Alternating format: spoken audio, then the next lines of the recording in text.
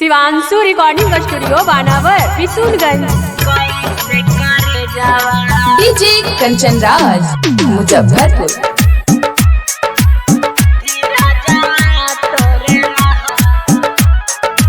DJ Kanchan Raj Muzaffarpur.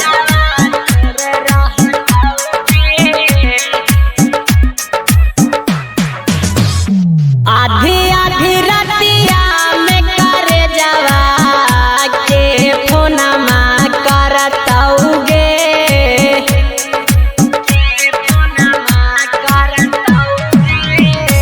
आधी आधी रतिया में करे जावा के फोनमा करतौगे। आ तोरा बिना कैसे अनिसवा मनीषवा तोरे रहतौगे। आ तोरा बिना कैसे अनिसवा मनीषवा तोरे रहतौगे। आ तोरा बिना कैसे अनिसवा।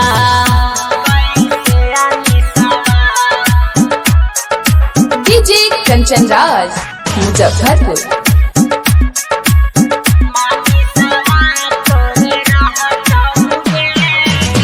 अरीत से दीवाना नियान तोरा कोई ना मिलतौगे।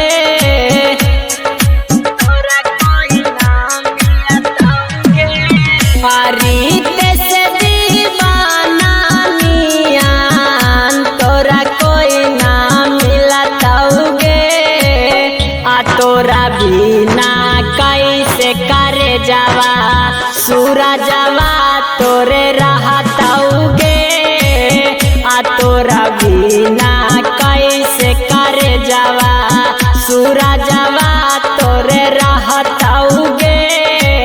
आ तोरा बिना कैसे करे जावा। शिवांशु रिकॉर्डिंग स्टूडियो बानावर बिशुनगंज।